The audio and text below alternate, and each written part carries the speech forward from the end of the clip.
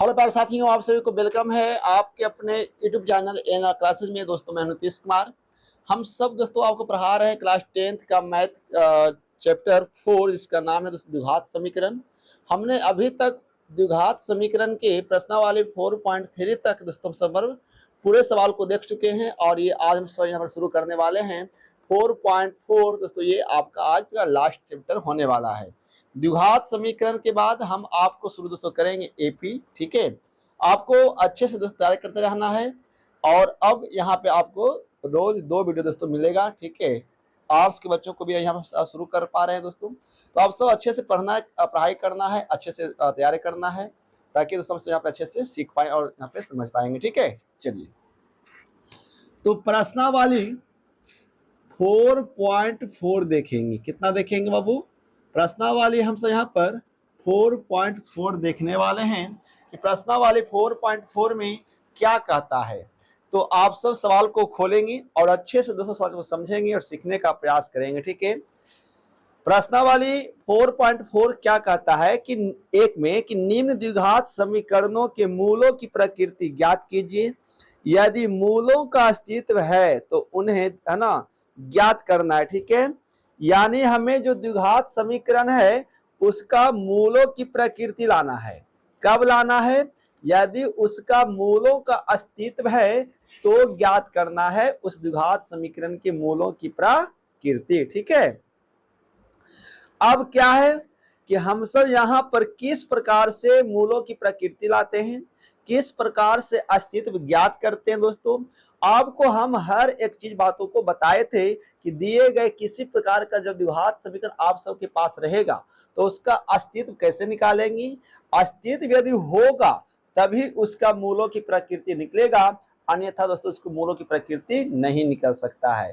तो आइए देखते हैं सबसे पहली बात कि एक बार फिर हम दोहराते हैं कि किसी भी द्विघात समीकरण, बात समझिएगा, कि यदि कोई भी द्विघात समीकरण है, ठीक है ना, यदि कोई भी द्विघात समीकरण है इस प्रकार से ax² + bx + c = 0। ठीक है, तो इस द्विघात समीकरण का अस्तित्व होगा या नहीं होगा ये पता करने के लिए क्या करते हैं हम सब यह फॉर्मूला डी लगाते हैं। क्या लगाते हैं? डी। डी का मतलब क्या होता है दोस्तों? तो डी का मतलब होता है अस्तित्व यानी विवेकतर होता है। ठीक है, तो पता करते हैं किस फॉर्मूला से? b² - 4ac से। जब कभी d का मान हमेशा 0 से बड़ा आ जाता है, 0 से हमेशा दोस्तों बड़ा आ जाता है। ठीक है ना, d, ठीक है, हमेशा जब भी d का मान दोस्तों 0 से बड़ा हो जाएगा, है ना, d से बड़ा होगा, यहाँ तो क्या है? छोटा है ना, मतलब यहाँ पे d क्या 0 से छोटा है। तो इस स्थिति में क्या होगा कि जब हम किसी भी द्विघात समीकरण का अस्तित्व निकाले और वो अस्तित्व यानी विवेकतर 0 से छोटा आ जाएगा तो अस्तित्व नहीं होगा। यदि d का मान दोस्तों d का मान 0 से बड़ा हो जाता है तो हम सब उसका अस्तित्व निकालते हैं, या फिर जब d का मान 0 के बराबर हो जाता है उस स्थिति में भी उसका अस्तित्व होता है। ठीक है, तो ये फार्मूला हम आपको बता चुके हैं बहुत बार। हमको यहाँ पर यही पता करना है कि जो समीकरण दिया गया है उसका हम सबसे पहले अस्तित्व निकालेंगे, अस्तित्व निकालने के बाद उसका मूलों की प्रकृति निकालेंगे। हम मूलों की प्रकृति निकालते हैं 4 विधि से। एक गुणनखंड विधि होता है, एक पूर्ण वर्ग विधि होता है और एक द्विघाती सूत्र होता है। ठीक है, तो हम सब 4.4 में जिस द्विघात समीकरण का अस्तित्व हो जाएगा ना, हम सब उसकी मूलों की प्रकृति जो निकालने वाले हैं वो द्विघाती सूत्र से निकालने वाले हैं। तो आइए पहले सवाल देखते हैं, सवाल का अस्तित्व है या नहीं ये पता करते हैं, उसके बाद ही हम क्या करेंगे दोस्तों, उसका अस्तित्व मूलों की प्रकृति को निकालने का प्रयास करेंगे। एक बात और याद रखिएगा कि जब हम सब किसी भी द्विघात समीकरण का मूल यानी द्विघाती सूत्र से निकालते हैं तो हम सबको द्विघाती सूत्र दोस्तों पता होना चाहिए। द्विघाती सूत्र होता क्या है? तो होता है x = -b + -√d/2a। इस रूप में होता है, या इसी का एक रूप और है, इसी का दोस्तों एक रूप और क्या है, हम वो इसको यहाँ लिख देते हैं, ठीक है ना। इसी का दोस्तों एक रूप और क्या है वो समझिएगा, इसी का एक रूप और क्या है कि minus B plus minus root under, और जो डी जो है जो अस्तित्व है, हम सब क्या करते हैं इस डी के जगह पर लिख देते हैं क्या, बी स्क्वायर माइनस 4ac और बटा 2a, ठीक है। तो ये दोनों तरीका से आप क्या कर सकते हैं कि दिए गए द्विघात समीकरण का मूलों की प्रकृति द्विघाती सूत्र से निकाल सकते हैं।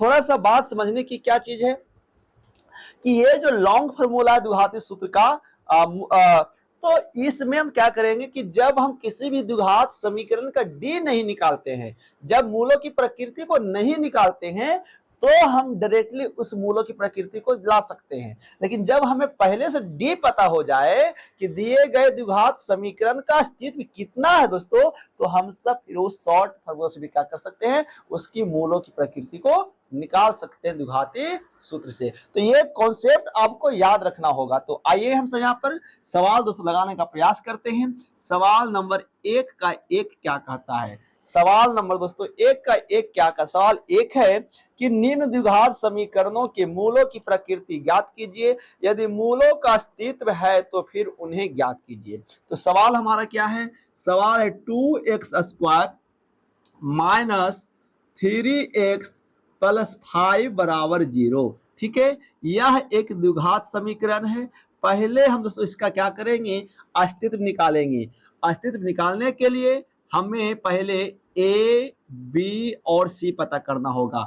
मतलब हमें ना ए कोफिशिएंट, बी कोफिशिएंट और सी कोफिशिएंट को पता करना होगा कि ए कोफिशिएंट, बी कोफिशिएंट और सी कोफिशिएंट क्या है, गुणांक क्या है, एक्स का गुणांक क्या है दोस्तों। तो उसे ए किसको बोलते हैं, तो जो एक्स स्क्वायर का जो गुणांक होता है ना, हम उसको यहाँ पर ए बोलते हैं, ठीक है। तो ए कितना हो जाएगा, 2 हो जाएगा। बी कितना होगा बाबू, तो बी हो जाएगा पर यहाँ पर -3, सबको पता है। सी कितना हो जाएगा बाबू, तो सी हो जाएगा 5। इसीलिए अस्तित्व निकालना है तो हो जाए फॉर्मूला क्या लगाएंगे, डी बराबर, डी फॉर्मूला तो बी स्क्वायर माइनस 4ac। तो डी बराबर बाबू बी के मान कितना है बाबू, बी के मान है हमारा -3, तो -3 का स्क्वायर हो जाएगा।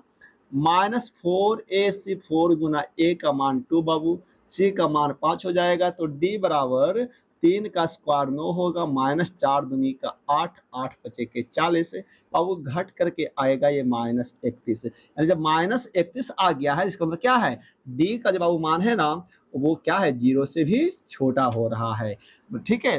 वो क्या हो रहा है, वो 0 से छोटा हो रहा है, ठीक है। 0 से वो क्या हो रहा है, छोटा, मतलब माइनस में हो रहा है। तो जब भी बाबू डी का मान यदि 0 से छोटा आएगा, यानी माइनस में आएगा, तो उस स्थिति में उस द्विघात समीकरण का कोई अस्तित्व नहीं होगा।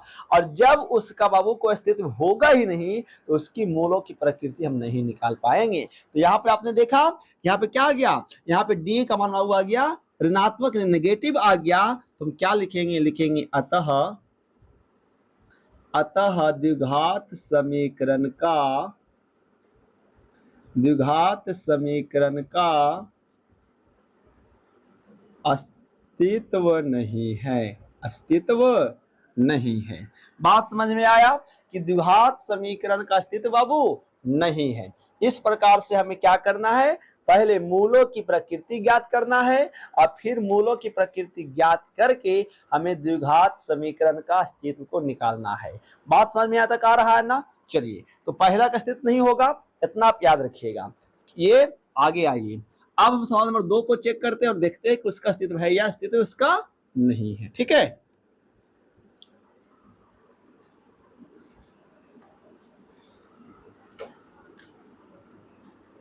दो का दो देखते हैं। 2 का 2 क्या है, 2 का 2 है कि 3x square minus 3x square minus 4 root 3x, 4 root 3x, ठीक है, प्लस 4 बराबर 0। यहाँ पर ये एक हमारा द्विघात समीकरण दिया गया है। तो हम यहाँ पे क्या करेंगे, ए बी सी को पता करेंगे बाबू। तो ए का मान यहाँ पे 3 हो जाएगा, बी के मान -4 रूट 3 हो जाएगा, और बाबू सी का मान हो जाएगा 4। इसीलिए अस्तित्व निकालना होगा तो सबसे डी का लगाएंगे। हो जाएगा डी बराबर बी स्क्वायर माइनस 4ac। ठीक है, तो डी बराबर क्या होगा बाबू, बी का मान कितना है, बी का मान है -4√3 का स्क्वायर हो जाएगा, -4 गुना ए का मान 3 और बाबू सी का मान 4 हो जाएगा। ठीक है, हो जाएगा डी बराबर, अब बताओ स्क्वायर यहाँ पे 4 के लिए भी है और ये स्क्वायर बाबू √3 के लिए भी है, तो 4 का स्क्वायर 16 और गुना √3 का स्क्वायर बाबू 3 हो जाएगा, -4 तिया 12, 12 चौ 48। ठीक है, हो जाएगा क्या, डी बराबर 16 तिया 48 माइनस हो जाएगा बाबू 48। यहाँ पर घटकर कितना आएगा, यहाँ पर घटकर आ गया 0, यानी जब डी बराबर 0 आ जाता है तो उससे क्या बोलते हैं कि अतः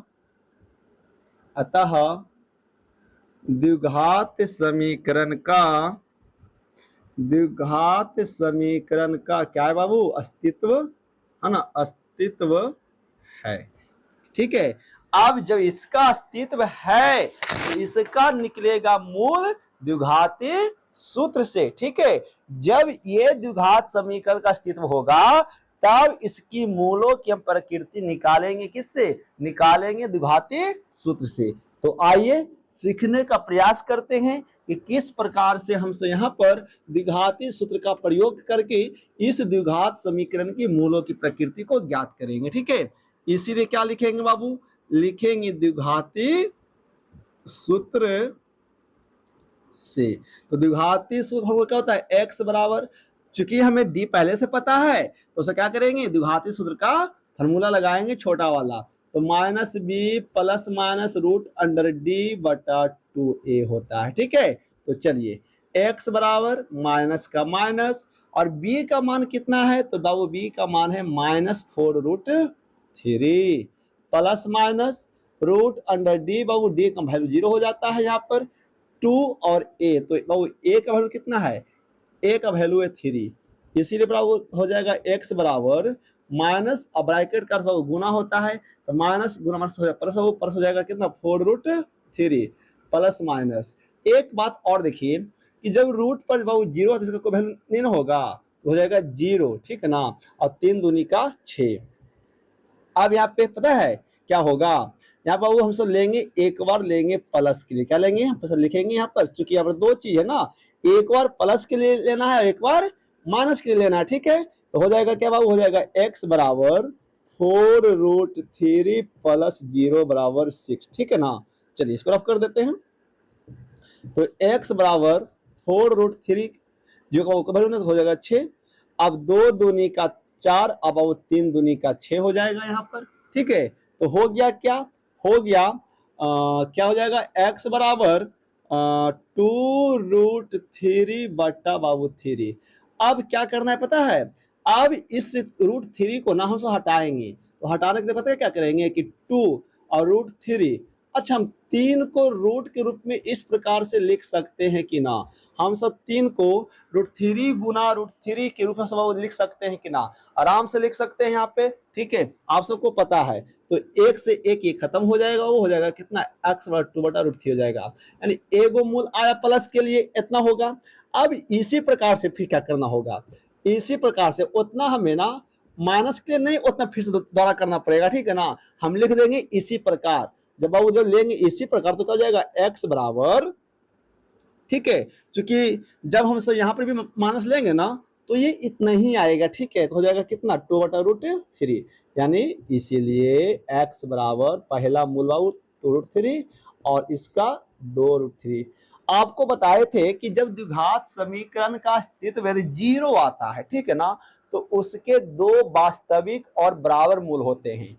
कब, याद रखिएगा कि जब d का वैल्यू 0 आ गया तो उस द्विघात समीकरण का दोनों एक समान ही आंसर आएगा, अलग अलग नहीं आ सकता। इसीलिए हमने क्या किया, हमने लिखा इसी प्रकार। ठीक है, यहाँ पे ताकि आपको अच्छे से समझ में दोस्तों आएगा। तो इस प्रकार से क्या करना है कि हमें दिए गए द्विघात समीकरण का अस्तित्व निकालना है और अस्तित्व निकाल करके उसको फिर हम यहाँ पर चेक करेंगे कि दिए गए समीकरण का अस्तित्व तो है या फिर नहीं है, जो हम सबको यहाँ पर समझने का प्रयास कर रहे हैं। ठीक ना, तो ये सारी बातें जो आप सबको अच्छे से समझ करके काम करना है और अच्छे से दोस्तों बना करके काम करना। चलिए, तो ये 1 का 2 हो गया, ये 1 का 2 ना हो गया है। आइए हमसे 1 का 3 देखते हैं। जब 1 का 3 देखते हैं, ठीक है, इसको रफ करते हैं, आपको समझना होगा।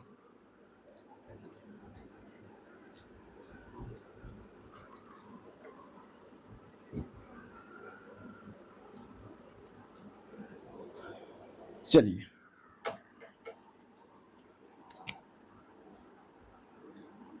1 का 3 देखते हैं, ठीक है। 1 का 3 कितना है बाबू? तो 1 का 3 है कि 2x square, 2x square minus 6x plus 3 बराबर बाबू 0, ठीक है। अब उसी प्रकार से हम इसका भी अस्तित्व निकालेंगे। तो अस्तित्व निकालने के लिए क्या करना होगा? फॉर्मूला ए बी सी का वैल्यू पता करना होगा। तो ए का मान 2 हो जाएगा, बी के मान -6 हो जाएगा बाबू, सी का मान हो जाएगा 3।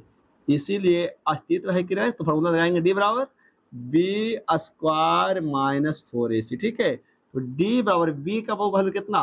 बी का वैल्यू -6 -4, ए का वैल्यू 2 बाबू, सी का वैल्यू 3, ठीक है। तो डी बराबर 6 का वैल्यू 36 माइनस 4 दूनी का 8, 8 क्या का बाबू 24, ठीक है। यहाँ पर कितना आएगा? यहाँ पर डी का मान आ जाएगा 12। तो जब डी का मान 12 आ गया है, मतलब 0 से बड़ा होगा, तो बाबू जब इसका मतलब क्या है कि इसी है ना, अतः द्विघात समीकरण का क्या है?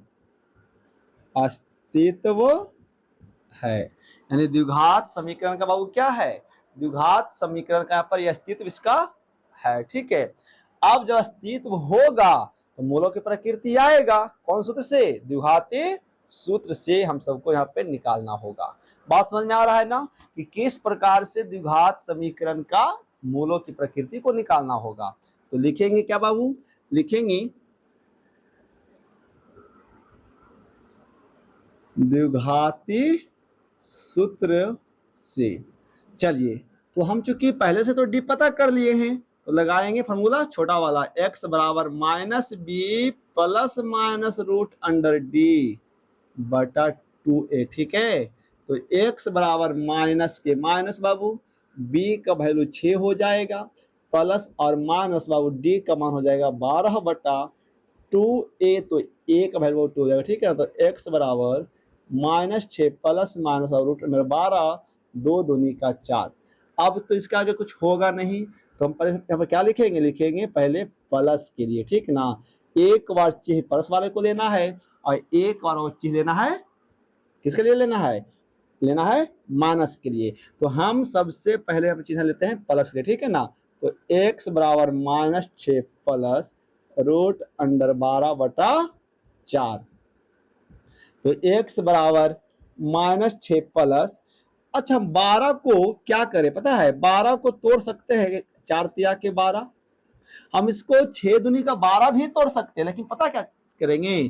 तोड़ेंगे ऐसा कि टूटने के बाद एक का कोई दोस्तों वर्गमूल निकल जाए, ठीक है। याद रखिएगा, रूट में तो किसी को तोड़ना रहे जो जिसका जो अपरिमेय संख्या है, ठीक है ना, जो दोस्तों अपरिमेय संख्या है, तो उसको ऐसा तोड़ना है कि उसका एक टूटा हुआ भाग वो किसी का दोस्तों वर्ग है ना, वो टूटा हुआ भाग दोस्तों किसी का वो वर्ग होगा, ठीक है।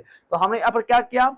12 को तोड़ा 4 गुना 3, तो 4 तिया का 12 होगा। तो अब बताओ 4 का वर्गमूल 2 होता है ना, तो क्या हो जाएगा बाबू? यहाँ पर हो जाएगा 2 दूनी का, तो 4 तो रहेगा ही रहेगा। अब इसके आगे देखिए, देखेंगे क्या? x बराबर -6 प्लस 4 का वर्गमूल 2, तो बाबू 2 हो जाएगा, रूट से बाहर हो जाएगा यहाँ पर इस प्रकार से 4। अब क्या है पता है? अब 2 यहाँ पर भी है और 2 यहाँ पर भी है, 3 दूनी का 6, तो 2 का कर लेंगे कॉमन ना, तो बचेगा कितना? 3 प्लस √3 और बटा 4, तो कटेगा तो 2 दूनी का 4 हो जाएगा। इसीलिए x बराबर -3 प्लस रूट अंडर 3 बटा 2। आप इसको लिखेंगे सरिया करके, तो पहले लिखेंगे √3 वाले को, फिर लिखेंगे -3 को, और यहाँ हो जाएगा यहाँ पर इस प्रकार से, ठीक है। तो ये इसका मूलों की प्रकृति निकल चुका है एक का, ठीक है ना। अब यहाँ पे निकला एगो इसका वाला का, और इसी प्रकार से किसका निकलेगा? तो इसी प्रकार से बाबू निकलेगा माइनस वाला। तो लिखेंगे क्या? इसी प्रकार माइनस के लिए, किसके लिए, माइनस के लिए। तो स्पष्ट बात है कि जहां अब माइनस है वहां हो जाएगा दोस्तों प्लस हो जाएगा, सारी प्रक्रिया वैसे ही होगा। जहां हमने प्लस लिया था वहां पे क्या लेंगे हम सब, माइनस को लेंगे, हो जाएगा क्या, x बराबर √3 प्लस 3/2, एक मूल ये बाबू और एक मूल ये हो जाएगा। ठीक है, तो इस प्रकार से आपको समझने की प्रयास करना है कि किस प्रकार से दिए गए द्विघात समीकरण का अस्तित्व निकालने के बाद द्विघाती सूत्र से प्रयोग करके हम उसकी मूलों की प्रकृति को लाने का प्रयास करते हैं। ठीक है, आप चाहेंगे ना तो दोनों एक साथ हल कर सकते हैं, कोई दिक्कत नहीं है। जैसे हम लिख देते हैं प्लस के लिए, हटाइए ना, क्या करिए आप इसको एक साथ दोनों को आइए, ठीक है ना, एक साथ दोनों के लिए आइए, यहाँ पर इस प्रकार से आइए, कोई दिक्कत नहीं होगा। ठीक है, आप यहां से लेंगे एक बार प्लस के लिए, एक बार लेंगे दोस्तों माइनस के लिए। ठीक है, इसके बाद फिर कुछ हो जाएगा। ठीक है ना, तो बात यहाँ पे निकल करके ये इस प्रकार से आने वाला है। ठीक, चलिए, तो ये हो गया, तो ये सवाल 1 का पूरा आपका समाप्त होता है। आइए हम यहाँ पर सवाल नंबर 2 को देखते हैं और 2 समझने का प्रयास करते हैं। ठीक है,